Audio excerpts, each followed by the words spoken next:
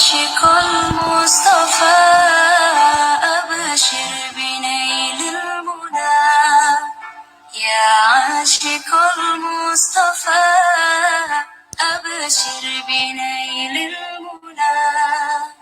قد رقك الصفا صفا الصفا وطاب وفد الهنا قد رقك الصفا وطاب وفد الهنا.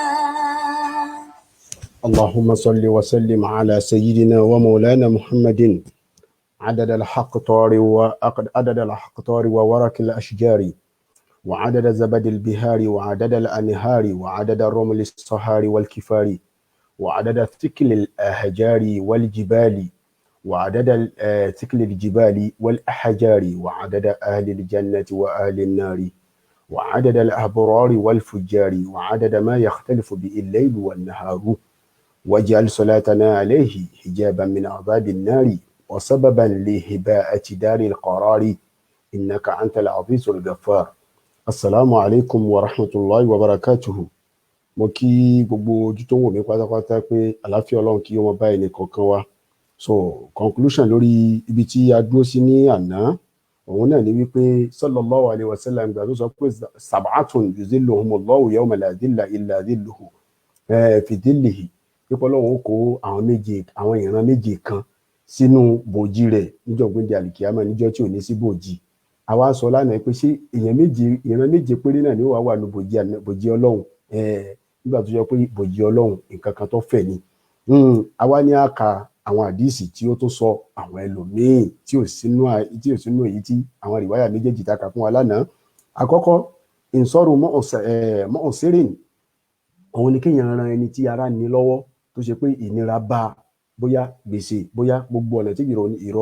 ìnira bá gbà bá àwòwádìí wọn àníhò àbí ká bá gbé gbèsè rẹ̀ kúrò. So ìyẹn náà ẹni tó bá ṣe bẹ́ẹ̀ náà òun náà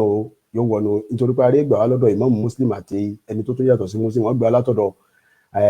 Abu Yasar marfu'an dọ́dọ̀ Ànábì sallallahu alaihi wasallam. Wọ́n lànàbì sọ pé man ansara mu'siran, ẹni tó bá ran ẹni tára ní lọ́wọ́ àwòwádọ̀ àníhù àbó gbé gbèsè rẹ̀ kúrò fún azallahu Allahu fi dhillihi, Ọlọ́run ó fi òun náà sí abẹ́ bòjì rẹ̀ níjọ́ gbéǹde àlìkìyámà. Ṣé àwọn pípò sínú àwọn ìtàkà. So wàá rí bàbá Tọ̀bùrání ṣàfà kọ́rọ́nù kẹrin 360 lọ́sàláìsí inú Mujamul Awsat, òun náà ó gbà wá látọ̀dọ̀ Abu Hurairah. Ó lànàbì sọ pé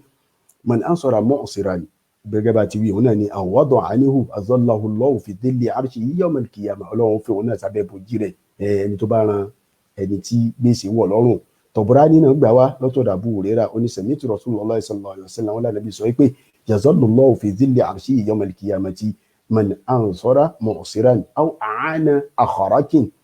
Eléyìí ní ziyada aw a'ana akharak. Kí là ń pè ní akharak? Wal akharak ó ní man la sun'ata lahu, òun lẹni tí ò níṣẹ́, tí yẹn bá ràn lọ́wọ́, tí yẹn bá wáṣẹ́, wala yaqdiru an yata'allama sun'atan, kò sí lágbára àti lè fi rẹ̀ síbi iṣẹ́ tá a wá lọ gba fọ́ọ̀mù fún níbi iṣẹ́, asanwó tí wọ́n fi ṣiṣẹ́, asan síbẹ̀ fún, a sì kí sílé iṣẹ́, ó wá bẹ̀rẹ̀ sí kọ́ sí ọwọ́. Ẹni tó bá ṣe bẹ́ẹ̀ náà Ọlọ́run fún òun náà sábẹ́ bòjì rẹ̀. Tó ìkan nìyẹn. Ẹlẹ́kejì, àwọn mujahidin wa garimin wa mukatabin. Àwọn mujahid, kéèyàn ran ẹni tó jọ pé ń jíṣẹ́ sójú ọ̀nà tọ́lọ́run, kéèyàn ran òun náà lọ́wọ́, àti garim, ẹni tí wọ́n jẹ́ ń tààrà, tí wọ́n sọ pé dandan kó lọ sanwó kan sí, bóyá kó sẹ́jọ́ kan ni o, bóyá ní kóòtù ni o, bóyá gbogbo bóyá. Wa mukatabin, níta ń pè ní mukatabu ni ẹni tí ó wà lábẹ́ òrùlé iṣẹ́ kan tí wọ́n sọ pé tó o bá ti san lápòjúwe 1,000 naira yìí, ìwọ náà ti dọmọlúàbí, ń ṣọmọ ọ̀dọ́ ń bẹ̀, ń ṣe gbàsìn. So wọ́n wá sọ pé tó bá san iye báyìí, so ó dọmọ ọ̀dọ̀, ó di ọmọlábí. So ẹni tó bá wà lọ bá a sanwó yẹn, òun náà yóò bọ́ sí abẹ́ bòjì Ọlọ́run. Àdìsí lórí ẹ̀ Imam Ahmad bin Hanbala àti Ibn Hibban àti Hakimun Nisaburi àti Bayhaqi, gbogbo wọn pátápátá wọn gbà látọ̀dọ̀ Umar bin Khattab. Àmọ́ rìwáyà tí ń fẹ́ kà láfsù tí ń fẹ́ kà yìí o, láfsù Imam Hakimun Nisaburi ni. Ó ní man azalla ra'sa gasin, ẹni tó bá da bòjì bo olùjíṣẹ́ Ọlọ́run kan, mujahid, ẹni tó ń jíṣẹ́ Ọlọ́run tó da bòjì bo olórí, azallahu Allahu yawmal qiyamah ọlọ́run ó bò yóò dáàbò jìbò òun náà lórí ìtumọ̀ ẹni pé tẹ bá ràn lọ́wọ́ wa man jahaza gaziyan ẹni tó bá ran ẹni tí ń jíṣẹ́ ọlọ́run ẹni tó bá ṣètò àwọn nǹkan tí ó gbàrọ̀ ọlọ́run bóyá ẹni tí ń jíṣẹ́ ọlọ́run mọ́tò lára fún ni ẹni tí ń jíṣẹ́ ọlọ́run owó la fún ni tó sì àjọ pé kinní yẹn ó lídì sí tíṣẹ́ ọlọ́run fi rọrùn fún gbogbo ọ̀nà tó bá léwu kó jẹ́ àtàyẹ̀sẹ̀kìlá jihadi yìí so títí tó fi jọ pé ìjẹ́ ọlọ́run tó wá fẹ́ jẹ́ yẹn kinní yẹn wá dìrọ̀rùn fún àwa la ràn lọ́wọ́ tó fi rí bẹ́ẹ̀ falahu mislu ajrihi wọ́n san lẹ́san nírú déédéé tí òun náà ṣe yẹn so ọlọ́run ó sì fi sábẹ́ bòjì rẹ̀ wàkọ́lá hakimu nisaburi wa ní hadisun sahihul isnad hadisi yìí o hadisi tó lálàáfíà ni máwùlẹ̀ wá nǹkan ní ìkí ìmáàmù nisaburi yìí náà àti ahmad bin hanbala àti bayhaqi àti tabrani wọ́n tún gbà mí wá látọ̀dọ̀ ibnu abi shayba àti ibnu abu shayba nu musannaf hakimu nisaburi ahmad bin hanbala àti bayhaqi àti tabrani àti ibnu abi shayba nínú musannaf rẹ̀ wọ́n gbà wá láfsù tí wọ́n fẹ́ kà yìí bàbá wa hakimu ló ní ó ní man àánà mujahidan ẹni tó bá rán ẹni tí ń jíṣẹ́ sójú ọ̀nà ọlọ́run ọba lọ́wọ́ fi sabilillah sójú ọ̀nà tọlọ́run ní o àní lójú ọ̀nà ẹ̀ṣẹ̀ o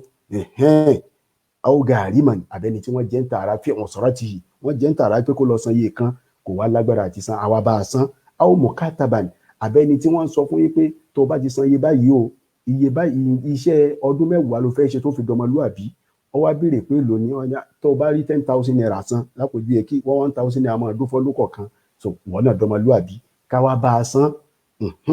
fi raqabati àwọn aṣọ dọmọlúàbí azallahu Allahu fi dhillihi yawma la dhilla illa dhilluhu òun náà bọ́ síbi abẹ́bòjì ọlọ́run tó ẹni ẹlẹ́kẹta tí a mú wá fún òun náà ni muta'allimil Qur'an fi sigarihi wa yatluhu fi kibarihi ẹni tó ṣe pé ó ka alukurani ó ké alukurani láti kékeré rẹ̀ ìgbà tó wá dàgbà ìwọ̀n ń lò kò gbé jù sílẹ̀ ìmáàmù Bayhaqi gbà wá ní Shu'abul Iman bisanadihi an Abi Hurairah látọ̀dọ̀ Abu Hurairah ó ní ibi àdìsí yẹn àdìsí tá a kà lánàá yẹn ibi tí ṣáàbù nasha'a ó ní wà ṣáàbù nasha'a fi ibadatillah ibi tó wà yẹn ibẹ̀ lòun fi eléyìí sí ó ní wa rajulun ó ní ọkùn àtẹ̀yàn kan ta'allama al-Qur'an ọkọ̀ al-Qur'ani fi sigarihi láti kékeré rẹ̀ fa huwa yatluhu fi kibarihi ìgbà tó wá dàgbà kò gbé alukurani yẹn jù sílẹ̀ o ìsì tún kà náà ni so irú ẹni bẹ́ẹ̀ náà kọ́ yóò bọ́ sábẹ́ òjì ọlọ́run ẹni ẹlẹ́kẹ̀ẹ́rin tí a mú wá fún wa hafizun ala salawat òun lẹni tí ń ṣọ́ ìrun wa mutakallimin bi'ilmin àti ẹni tó ṣe pé gbogbo ìgbà tí ó bá sọ̀rọ̀ pátáláyé báyìí ọ̀rọ̀ mímọ̀ lẹ́rìí tí ó jáde lẹ́nu ẹ̀ àmọ́ ìmáàmù wa ahmad bin hanbala ó gbẹ̀gbà wá inú tíra rẹ̀ tá à ń pè ní zuud ó ṣe sura kan tá à ń pè ní zuud inú tíra yìí ló ti gbà wá láti ọ̀dọ̀ ibrahim at-Taymi an Salman al-Farisi látọ̀dọ̀ Salman al-Farisi mawqufan wọ́n ní Salman al-Farisi ló sọ̀rọ̀ yìí ló fi kún àmọ́ tóun náà sọ inú ọ̀rọ̀ ànábì ni ẹ padà máa gbọ́ tabadẹ̀ ní mawqufu nínú ulumul hadith òní wà má adaftahu ila al-ashabi min qawlin wa fi'lin fa huwa mawqufun zokin in tó bá fi tì má adaftahu ila al-ashabi in tó bá fi tì sọ́dọ̀ sàábé min qawlin ọ̀rọ̀ ni wà fi'lin àbíṣẹ́ kan fọwọ́ mawqufun zokin mawqufu náà pẹ̀lú ẹ̀ nínú ulumul hadith yìí pé kò dọ́dọ̀ ànábì ọ̀dọ̀ sàábì yẹn ni ó dúró sí ó wà bimana waqafa ala sahaba bí ó ti rí nìyẹn bàbá wa Baiquni ní ọlọ́mọṣàbà kẹ fáakọ́dúnù kọkànlá ní 180 lọ́sàláì sínú tíra rẹ̀ òun lọ́sọ̀ yìí ẹ wá rí kí lòun kà kí ni Imam Ahmad bin Hanbala kí lọ́kà ọkà èèyàn méjì sí ààyè al-imam àti ṣáàbù ṣàmọ̀ pé al-imam al-adil àti ṣáàbù nasha ààyè àwọn méjèèjì yẹn ó wá ka àwọn èèyàn méjì ní síbẹ̀ àwọn méjì olókà síbẹ̀ ó ní rajulun àwọn èèyàn kan tó ṣe pé yọrọ ìṣàmsà wọ́n mójútó wọ́n ń ṣọ́ oòrùn lima wá kìtì sọláàtì kí wọ́n lè fi máa ti àsìkò kó lè kó jọ pé àwọn àsìkò oòrùn ò ní bọ́ mọ́ wọn lọ́wọ́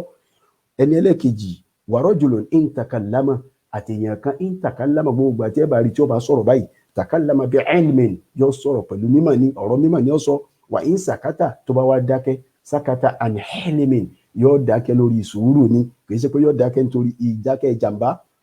ẹni ẹlẹ́kẹ̀rin ni ẹ wá rí ẹni ẹlẹ́karùn-ún tí a tún mú wá fún wa tánàbí tó wí àtàjírò sọdọ̀ òun lẹni tí ń tà ẹni tá a bá ní tájírù tí ń tà wà ńbẹ̀ tí ń rà wà ńbẹ̀ àsọdúkù lẹni tí ń sòdodo pẹ̀lú ọjà rẹ̀ ibùnà àdí ó gbà wá pẹ̀lú sánájì rẹ̀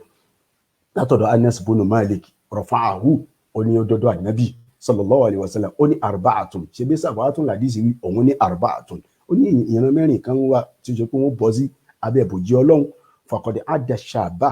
ó ka ṣáàbù nasha'an ó sì ka al-mutasaddiqu ó wá ka al-imam thumma qala ó wá fi ẹnì kẹrin wọn sí nígbà tóun fi ẹnì kẹrin sí tóun fi ẹnì kẹrin tiẹ̀ sí ó ní wa rajulun tajirun òun lẹ́nìkan tí ń tà tí ń rà ìṣìtara ń tà wàbáà ìrà ń tà so fàlámì yakul illa haqqan gbogbo ìgbà tí bá ń tà àti tí bá ń rà pátápátá òdodo lẹ́bàá lẹ́nu ẹ̀ kò ní purọ́ ṣẹ́wọ̀n pàtí sọ̀rọ̀ lórí ká má máa búra bí à ń tajà à ń rà àti sọ̀rọ̀ lórí ẹ̀ kọjá so irú ẹni bẹ́ẹ̀ náà yóò bọ́ sí abẹ́ bòjì ọlọ́run bàbá wa Zarqani nínú sáré òun mú àtọ́ tó ṣe ọlọ́mọṣàbà kẹ́ àfa kọ́nù kejìlá ní 1122 lọ́sàláìsí nínú sanadu ó ní sanadu àdìsí ó ní dọ̀yìn fún ni ó ní lakin lahu tariqun akhar ó ní àmọ́ àdìsí yìí ó ní ọ̀nà míì marfu'an tó ṣe pé ó sì dọ́dọ̀ ànábì ó ní òun ní pé attajiru saduq ó ní ànábì sọ pé sallallahu alaihi wasallam attajiru saduq ẹni olùtajà tí ń tajà asọ̀dúkù tó sì jọ pé lórí ọjà rẹ̀ ń sòdodo lórí ẹ̀ tààtà délélà àrṣì yóò máa bọ́ sí abẹ́ bòjì ọlọ́run ọba jọ gbẹ́ndé alikiyama ó ní àdìsí tóun kà yìí o ó ní bàbá wa àdéhìlà ní òun ló gbà wá àtàwọn tó tún yàtọ̀ sí látọ̀ ẹ̀bà ilé tí mo sọ yìí nínú Zarqani ìdí kẹrin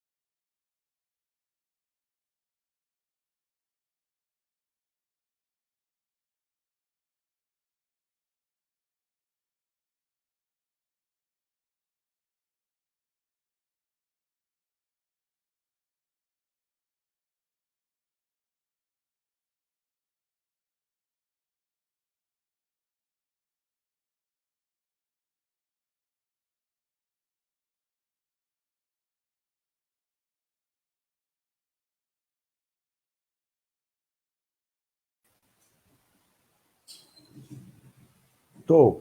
nẹ́tíwọ̀kì wa òun ló ṣe iṣẹ́ agbára kọlọmọṣàbá wa mú dúró wọ́n ní alùdú alàlùmọ̀kárì kíyàn ṣe àlùwàlá nígbà tí ó ṣe pé ọkàn kọ̀ láti ṣe tàbá ṣàlùwàlá lásìkò náà irú ẹni bẹ́ẹ̀ náà yóò bọ́ sí abẹ́bòjì ọlọ́run wàlúmọ́ṣíù ilal masjid àtẹni tí ń rìn lọ sí mọ́ṣáláṣí fi dólàmì lásìkò tí gbogbo ilẹ̀ dúdú bóyá láàárọ̀ kùtùkùtù tí wọ́n pè irun tó ṣe pé gbogbo nǹkan ó dúdú àwọn kan sùn lọ́wọ́ òun rìn lọ sí mọ́ṣáláṣí wà ìtì àmúlíjàre àti ká fún ẹni tẹ́bí bá ń pa ká fún lóúnjẹ. bàbá wa Zarqani nínú tíra tí a dákọ̀ lẹ́ẹ̀kan inú ìdí tá a dákọ̀ yẹn náà ó ní ẹgbà wa kan wá látọ̀dọ̀ Jabir ibn Abdullah ó sì dọ́dọ̀ ànábì ó ní salasun man kunna fihi ó ní nǹkan mẹ́ta kan bẹ ẹni tó bá ń ṣe é òun tí bá ń ṣe é yóò bọ́ sábẹ́ bòjì ọlọ́run azọ́láhù lọ́wọ́ tátà sílẹ̀ àrṣì ọlọ́run fi sábẹ́ bòjì rẹ̀ yawma la dhilla illa dhilluhu lọ́jọ́ tí ò ní sí bòjì kan àfi bòjì ọlọ́run ó ní al-wudu ala al-makari òun ni kéèyàn máa ṣàlùwàlá lásìkò tára kọ̀ wal-mashyu ila al-masjid kéèyàn sì máa wá rìn lọ sí mọ́ṣáláṣí fi dhulami lásìkò tí gbogbo ilẹ̀ dúdú wà it'amul ja'i àti kéèyàn fún olóúnjẹ ẹni tẹ́bi ń pa kéèyàn fún olóúnjẹ qala al-hafizu Dhahabi olóṣọ pé gẹ̀ríbùn àdìsí yìí gẹ̀ríbùn ni o ṣe mọ̀ pé ní ta bá sọ pé gẹ̀ríbùn lọ́dọ̀ àwọn fún olómọlá àdìsí wọ́n ní wàkúl gẹ̀ríbùn máa rọwí faqat tó ṣe pé rọwí ẹyọ kan ló gbà wá òun náà ni Abdullahi ibn Jabir tá a dákọ̀lẹ̀ kan yẹn ó wá ní wọ́n fi ìdọ̀yìn ó ní ẹnìkan wà bẹ́ẹ̀ tó jẹ́ pé àwọn afá fura sí lakin ṣùgbọ́n àdìsí yìí ò fi targhib tábà wọnú targhibu tí bàbá wa Munziri fi kulli min ath-thalathati ahadithun qawiyya ẹni kọ̀ọ̀kan àti al-wudu ala al-makari àti al-mashi ila al-masjid àti ìtìhámùl jáì ó ní àdìsí wà lórí ìkọ̀ọ̀kan lọ́tọ̀ọ̀tọ̀ tó ṣe pé kò ní àdọ́làwú lọ́wù délé ti tó yìí kò nínú àdìsí wà lórí ẹ̀ tó sì lágbára tó èyí tí bí ó ti rí nu ẹ̀rí ẹni ẹlẹ́keje tí a tó mú wá fún wa òun náà ni husnul khulqi ẹni tí wà rẹ̀ bá da wa kiflul aitam òun náà ni kéèyàn sì máa gba ọmọ òrukàn kéèyàn máa gbà sílé kó máa tọ́jú rẹ̀ kò mí ní pé kó fi sínú ilé rẹ̀ tó bá ti ran ọmọ òrukàn lọ́wọ́ ó ti gbà sílé nù rawa Tabrani bisanadi an Abi Hurairah rọ̀mọ́ fún wa Imamu Tabrani ó gba àdìsí yìí wá látọ̀dọ̀ Abu Hurairah ó ní awha Allahu ila Ibrahima anna kalimati sabaqat ó ní Ọlọ́run bá sọ fún ànábì wa Ibrahim alayhi salatu wa salam wípé anna kalimati wípé gbólóhùn èmi Ọlọ́run ọba sabaqati mo ti kọ́ kalẹ̀ mo ti pinnu ẹ̀ bẹ́ẹ̀ wípé kí ni o liman hasuna khulquhu ẹni tí wà rẹ̀ bá lálàáfíà an adhillahu tata dhilli arshi wípé èmi Ọlọ́run bá ń kọ́ màá fi sí abẹ́ bòjì mi jọ gbé dàlìkìyàmà wà á ń Jábìrì marfu'an látọ̀dọ̀ Jábìrì náà wọ́n tó gbà wá pé wà man kafala yatiman ẹni tó bá tọ́jú ọmọ òrukàn tó gbà sílé àbó tọ́jú ẹ̀ aw armalatan àbí opó adallahu fi dhilli yawmal qiyamah Ọlọ́run ó fòun náà sí abẹ́ bòjì rẹ̀ ẹ̀rí ẹni ẹlẹ́kẹ̀ẹ́jọ tá a mú wá fún wa as-sadiqul masduq òun lẹni tí ń gbòdodo ẹni tí òun náà ń sòdodo ìsì tó ń gbòdodo tán bá léèyàn ń sòdodo ń gbòdodo pé méjèèjì sallallahu alaihi wasallam ló kó sáré wal hakimu bil adli òun ti rí ẹni tí tó ń dájọ́ òdodo ń gbòdodo ń sòdodo ń gbòdodo tó ń dájọ́ òdodo ẹwòrò yẹn rawa Ahmad bin sanadi yani Aisha Imam Ahmad bin Hanbala ó gba ẹgbà wá látọ̀dọ̀ Aisha ìyá wa ó ní ìyá wa sọ yìí pé qala maulana sallallahu alaihi wasallam ọlá nàbí sọ yìí pé atadiruna mani sabiq ila zilli llahi yawm al-qiyamah ọlá ànábì béèrè lọ́wọ́ àwọn sàábé pé ìjẹ́ yìí ti ẹ̀mẹ́ni tó jẹ́ pé yóò tètè máa sáré lọ sábẹ́ bòjì Ọlọ́run jọ́ gbé di àlìkìyàmà tó jẹ́ pé òun ni ó wà nínú àwọn tí wọ́n kọ́kọ́ wọbẹ̀ àwọn ìjọ tí ó kọ́ wọbẹ̀ qalu Allahu wa rasuluhu a'lamu làwọn sàábé bá dáhùn pé Ọlọ́run àti òjíṣẹ́ rẹ̀ ọ̀hún ni ọmọ arú ẹ̀ ó ànábì bá dáhùn yìí pé alladina iza utul haqqa qabiluhu àwọn tí ń ṣe pé tí wọ́n bá sòdodo fún wọn wọ́n gba òdodo sódodo ni wọ́n gbà wọ́n ìsàsú ìlú badaluhu tán bá béèrè nípa rẹ̀ àwọn náà tó fún yàn wọ́n ń gbà wọ́n fún yàn wà ákàmú linnasi kahukmihim li anfusihim tán bá fẹ́ dájọ́ láàrin àwọn èèyàn bí wọ́n ṣe ń dájọ́ fúnra wọn gẹ́gẹ́ bí ìgbà tán ń dájọ́ ara wọn náà ni wọ́n ṣe dá wọn ní dárí apá kan fápá kan sí àbí kí wọ́n ṣe yìí ṣọ̀hún wọn ní ṣe bẹ́ẹ̀ rárá wọ́n ní ẹgbẹ́ ẹni tí bá ń ṣe bẹ́ẹ̀ yẹn o òun náà kọ́ yóò bọ́ sí abẹ́ bòjì Ọlọ́run bí ó ti rí nìyẹn. Qala al-hafizu bàbá wa Zahabi ó sọ pé gẹ̀ríbùn àdìsí yìí gẹ̀ríbùn ni o wà fi Ibn Luhayya ìyẹn inú àwọn àfáà ti sọ̀rọ̀ lórí yìí ẹni tí adákọ̀ yẹn ẹ̀rí ẹni ẹlẹ́kẹ̀ẹ́jọ tí ẹni ẹlẹ́kẹ̀ẹ́sán bàbá wa Imam al-Bayhaqi ó gbà wá nínú látọ̀dọ̀ Abu Darda ó ní Musa alayhi salatu wassalam olóòsọ yìí pé ya Rabb ìwọ lọ́wọ́ bá man yastazillu bi dhillika yawma la zilla illa dhilluk àwọn àwọn olóòtú ẹ̀fẹ́ fi sí abẹ́ bòjì rẹ̀ níjọ́ gbẹ̀ndẹ̀ àlìkìyàmọ̀ gan tó ṣe pé àwọn ìyẹn ni ó wà ń bẹ̀ tó kó síbẹ̀ láwọn ọ̀rẹ́ rẹ̀ àwọn wo ni ó ń béèrè lọ́wọ́ Ọlọ́run bá bẹ́ẹ̀ lọ́lọ́run bá dá Ọlọ́run pé ulaika alladhina òun ni àwọn ẹni tó ṣe pé la yansuru bi ayunihim ad-dina òun làwọn ẹni tí wọn kì í ṣe ṣìnà wọn à ní wo ṣìnà rárá iṣẹ́ wọn pé ṣìnà ojú wà ṣìnà ara wà kó tó kan tara ojú ní kọ́kọ́ rí ojú yẹn làwọn kọ́kọ́ kọ́ tí wọn à ní jẹ́ kójú rí wọn à ní jẹ́ kójú rí rékúrè kó máa kó wàhálà sí wọn lọ́kàn àti inú làákàyè wala yaftaguna fi amwalihim riba wọn à sì ní máa gbowó lé bí owó wọn wala yakhusuna ala ahkamihim risha wọn à sì ní tún gba owó àbọ̀ tẹ́lẹ̀ nígbà tí wọ́n bá fẹ́ dájọ́ àwọn adájọ́ kọ́ yìí tí wọ́n ti gbowó lẹ́yìn tí wọ́n wá dájọ́ owó tí wọ́n gbà so qala al-hafiz bàbá wa Zarko bàbá wa kínní bàbá wa Zahabi ó wá sọ wípé laysa fi ruwatihi man ittafaqa ala tarkihi wa dhahiru anna hukmahu ar-raf'u. Ó ní àdìsí yìí ó lè jọ pé nìkan wà mẹ́ẹ̀ tí wọ́n fura lóòótọ́, àmọ́ àdìsí náà rọ́fún wọn ni ó kanlẹ̀ gbìn lọ́dọ̀ ànábì li'anna Aba Darda, nítorí pé Abu Darda tí ó gba àdìsí yìí wá lam yarwu, kìí gba àdìsí lọ́dọ̀ àwọn ahlul kitab. Bàbá wa Zarqani, nígbà tí bàbá wa Zarqani wá ṣe wá ní àǹfààní ńláńlá kan, ó ní nípa ń bọ̀ o.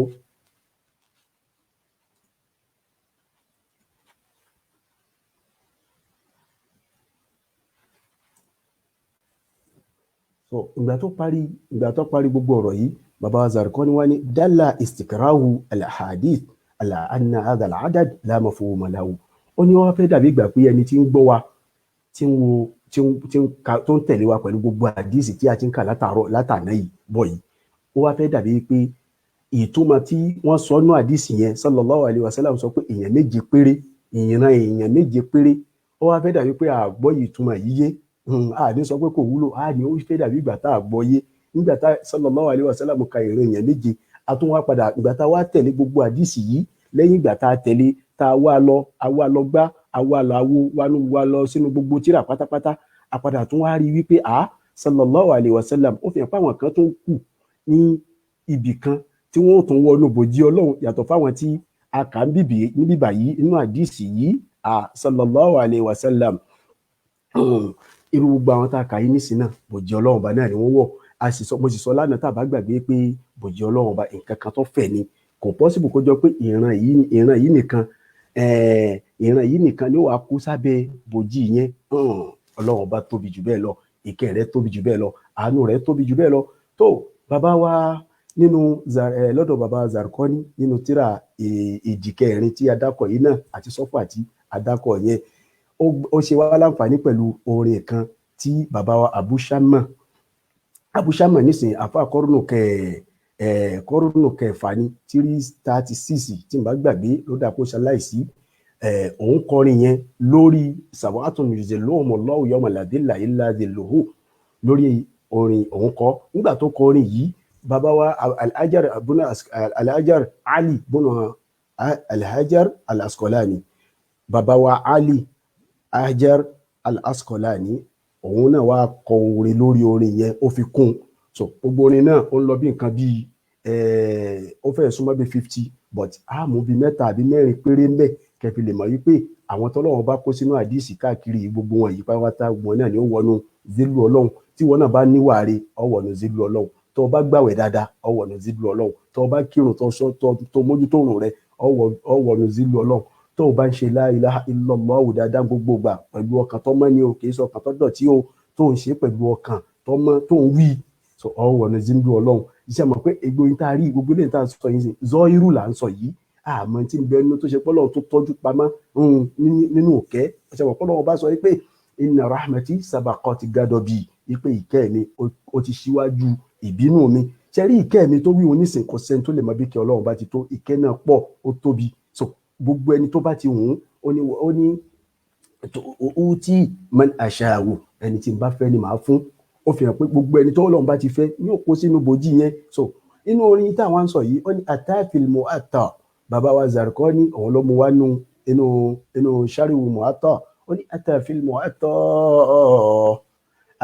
mu'atta wa sahihaini sab'atun. Atafil mu'atta ó wá látọ̀dọ̀ bàbá wa Imam Maliki inú mu'atta rẹ̀. Wa sahihaini sab'atun, ó sì wá nù sahihaini ìyìn Bukhari àti Muslim.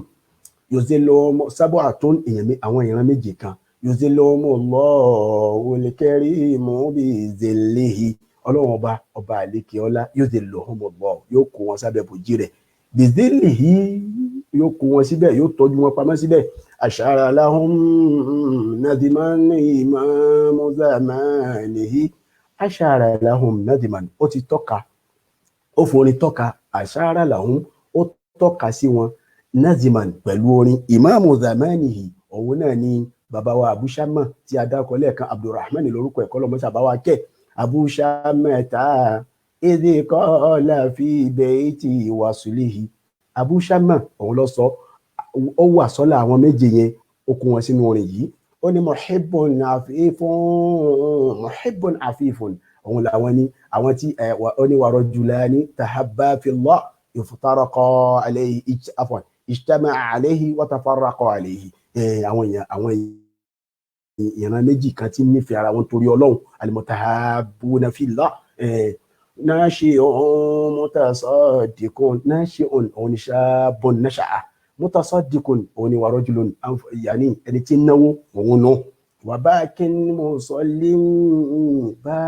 musallin òun ni ẹni tó ṣe pé ń sin lọ́hùn wà àìnáhù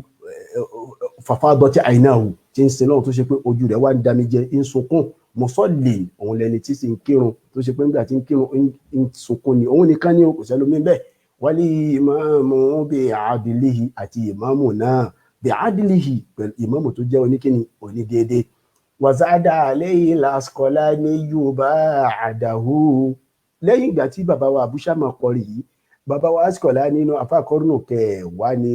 kọ́rùnù kẹsàn-án fún wa ní 852 lọ́sàláìsí kọ́lọ́mọṣàbá kẹ zádà lẹ́yìn ó wá fi kún bàdàhù lẹ́yìn ìgbà náà sàlásà mínà sàbọ̀àt ibi tí mo fẹ́ tọ́ka sí gẹ́gẹ́ ní pé sàlásà mínà sàbọ̀àt ìran méje ní lọ́lọ́run kálẹ̀ ní Ànábì sallallahu alaihi wasallam kálẹ̀ nínú àdìsí ó wá fi ìran méje lọ́nà mẹ́ta mẹ́kún sẹ́wọ̀n pa àti rí mẹ́ta kan lẹ̀ àti rí méje kan lẹ̀ so wọ́n á tún fi méje mẹ́ta kún méje mẹ́ta ń sìn that's 21 plus 7 tó ti wà nílẹ̀ tẹ́lẹ̀ ńkọ́ ó jẹ́ 20 ṣé 28 kọ́ nìyẹn so naziman bi qawlihi ó fi àwọn méje ní thalasa mina sab'at ó fi ìran méje mẹ́ta mẹ́kún naziman òun náà kọ́ lórin bi qawlihi pẹ̀lú ọ̀rọ̀ rẹ̀ tó sọ ọ̀rọ̀ náà gùn àmọ́ nǹkan èyí tó tẹ̀lé ibẹ̀ ládùú sí pẹ̀lú ògùn Ọlọ́run ó ní wàsíd sábùn àtàn méje kan tó ní tó fi kún gbà ó ìzìlálù gáàzín wà ònùhù ìzìlálù gáàzín òun ni kéèyàn dàbò jíbo ẹni tí ń jíṣẹ́ Ọlọ́run almujahid wà áwùnùhù kéèyàn sì ràn lọ́wọ́ lórí nǹkan kan tí yóò mú iṣẹ́ Ọlọ́run rọrùn fún wà ń sọ̀rọ̀ sí ọ̀nsìnrín wàtàhàfífò hàmúlìhì wà ń sọ̀rọ̀ sí ọ̀nsìnrín kéèyàn sì wà ran ẹni tára ní lọ́wọ́ bí àwọn tá a kálẹ̀ kan bí àwọn yẹtìm àwọn àìtàm àwọn ọmọ òrukàn bí àwọn aramil àwọn opó almasakin ẹni tí ò ní alfukara ẹni tí wọ́n jẹ́ ń tààrà algarimin ẹni wọ́n jẹ́ ń tààrà almukatab ẹni tí wọ́n kọ fún wípé lọ san iye báyìí kò lè bá dọmọlúàbí abẹni tí wọ́n kún rógà èyí ò náà bọ́ bá ṣe bẹ́ẹ̀ náà ọbọ̀ yàní àtẹ́síbọ̀ alọ́lá ọbọ̀ síbòjì Ọlọ́run wàtàfífò àmọ̀lìhì kíyàn sì gbé ẹrù tó wọ̀ Ọlọ́run yẹn kíyàn gbé kalẹ̀ fún tíyàn bá ti ṣe bẹ́ẹ̀ Ọlọ́run bó ṣàánú òun náà gbogbo tó kù lẹ́yìn orin òun so inú tí a ti yanjú náà ni so ẹ lọ wò ó ìṣára yìí náà ó ti tó ibi tí a rí dé ní pẹ̀lú ògo Ọlọ́run bíbá ẹni màá dúró sí gbogbo tí a dẹ̀ kà nínú àwọn àdìsí àtàwọn rìwáyà yìí ẹ bá nínú ìdìkẹrin nínú Shari'u Zarqani fún tíra bàbá Mu'atta 546 ní sọfà 546 ẹ bá ọ̀pọ̀lọpọ̀ rẹ̀ ń bẹ ọ̀pọ̀lọpọ̀ yìí tó kù nínú àwọn àfà inú tíra àwọn àfà tí agbádàkọ ibẹ̀ náà ni àti mú kí ọlọ́mọṣá gbà ní ẹ̀sìn fún wa ìwí eléyìí ni a dó sí ní ọdún yìí pẹ̀lú ògo Ọlọ́run tí ó fi di ọdún tó ń bọ̀ tá tó fi rè ibi tí a fi kọ́ sí bàbá mi Sheikh Daud Alfallah Abdulmajid àlékún àláfíà ara ọlọ́mọṣá bá a ṣe fún wọn àlékún gbígbáyè ọlọ́mọṣá bá a ṣe fún wọn jẹ́ kẹ́mi wọ́n gùn ọlọ́mọṣá jẹ́ kí wọ́n ṣe ọ̀pọ̀lọpọ̀ ọdún láyé wọ́n ṣe ọ̀pọ̀lọpọ̀ ọdún láyé inú ìkẹ́ inú àláfíà tó pọ̀ inú ìdẹ̀ra tó pọ̀ inú ìdùnnú tó pọ̀ inú ayọ̀ tó pọ̀ àárín yín pẹ̀lú Ọlọ́run kò ní dàrú o àárín yín pẹ̀lú àwọn ẹni Ọlọ́run kò ní dàrú gbogbo àwọn òbí tá a máa ń ṣàdúrà fún ọlọ́mọṣá bá a kẹ́ ogun wọn tí wọ́n ti lọ gbogbo àwọn ìbí tí wọ́n ń bẹ láyé tá a máa ń ṣàdúrà fún ọlọ́mọṣá bá a dúró tì wọ́n àwọn títọ́ àfáà tá a máa ń ṣàdúrà fún tán bẹ lórílẹ̀ ìkẹ́ torílẹ̀ mọ̀ṣá ipa ṣe fún wọn àwọn tí wọ́n ti lọ́nu wọn mọ̀ṣá bá a kẹ́ wọn o ọ̀là nẹ́bì ní ọ̀dọ̀ Ọlọ́run tó gbogbo inú ilé ẹbí ẹlẹ́hàá ọlọ́mọjẹ ó dàrú takán ọlọ́mọjẹ ó dàrú ìbàdí òrí ọlọ́mọjẹ ó dàrú wàrà ọlọ́mọjẹ ó dàrú àjírẹ́rìn ilé màmá mi nu ọlọ́mọjẹ ó dàrú àti gbogbo ibi tí oníkálukú náà ní ẹ̀ka sí gbogbo fámìlì tiẹ̀ náà ọlọ́mọjẹ ó bàjẹ́ fámìlì ẹnì kọ̀ọ̀kan wa ọlọ́mọjẹ ó bàjẹ́ wọ́n tó ń wò mí tó ń gbọ́ mi ìwọ náà ti wà ń bẹ̀ bàbá ẹnì kọ̀ọ̀kan wa bàbá Sheikh Ahmada Tijani ní Èjìgbò bẹ́ẹ̀ náà bá ti ṣàdúrà fún baba Sheikh Dawood yìí náà jẹ́ dọ́dọ̀ tiwọn náà bẹ́ẹ̀. Bàbá wa Dr. Buseri ní Èkó bá ti ṣàdúrà fún baba Sheikh Dawood jẹ́ dọ́dọ̀ tiwọn náà bẹ́ẹ̀. Bàbá wa Mudirul Markaz àfi bàbá Mudirul Markaz àfi ṣàdúrà fún gbogbo àyè àwọn ẹni Ọlọ́run nílọrin ní lẹ́kọ̀ọ́ káàkiri àgbáyé pátápátá gbogbo àyè àwọn ẹni Ọlọ́run ọlọ́mọdé ó bàjẹ́ gbogbo àwọn kòláfà bẹ́ẹ̀ látòrí bàbá Mudiru gbogbo àwọn kòláfà ọlọ́mọṣàbà dúró tì wọ́n o Ọlọ́run bá lọ tò wọ́n síbẹ̀ mọ́ṣàbà dúró tì wọ́n. tó Markaz Nurul Islam ọlọ́mọdé ó bàjẹ́ Darussalam mashallah nílọrin ọlọ́mọdé ó bàjẹ́ gbogbo àyè ẹnì kọ̀ọ̀kan wọn náà ọlọ́mọdé ó bàjẹ́ Mustashfal Qulub tí a ti ń gbọ́ ọ̀rọ̀ lójoojúmọ́ yìí náà wọ́n ọlọ́mọdé ó bàjẹ́ o ọlọ́nàbí lọ́dọ̀ Ọlọ́run gbogbo àwọn àfáà tí wọ́n ń ṣiṣẹ́ bẹ́ẹ̀ ọlọ́mọṣàbà dúró tí wọ́n àlékún mímọ̀ ọlọ́mọṣàbà ṣe fún ẹnì kọ̀ọ̀kan. À ń kí gbogbo wa pé a kú ọdún a kú yèdún ẹ̀mí wọ́n ṣe púpọ̀ rẹ̀ lọ́dọ̀ tí wá ń bíbà yìí ó dà pé ọdún yóò dijọ́ ọmọ Sunday tí ò bá yí padà o. So mo sì rò pé Nàìjíríà kàràkàrà ò ní sí ọ̀la sí ọ̀túnla àwọn náà ní àmọ́ gbogbo àsìkò tó bá léwu kó jẹ́ ọlọ́mọṣàjì aṣọdún ayọ̀ káṣọdún dùnú Ọlọ́run má ba ẹ̀sìn yìí jẹ́ máa lọ́wọ́ má jẹ́ káwa náà fọwọ́ ara wa bàjẹ́ o mọ̀jà fọwọ́ ara wa bàjẹ́ o mọ̀jà fọwọ́ ara wa bàjẹ́ Allahumma Ọlọ́run mọ̀ṣàbà kí anabi wa Muhammad sallallahu alayhi wa sallam àtàwọn ará ilé rẹ̀ àtàwọn sàhábà rẹ̀ mo fi àsìkò yìí dágbére pé subhana rabbika rabbil izzati amma yasifun wa salamun ala al-mursalin walhamdulillahi rabbil alamin. Ìkẹ́ Ọlọ́run àlàáfíà Ọlọ́run kó mọ bẹ́ẹ̀ ni kọ̀ọ̀kan wá.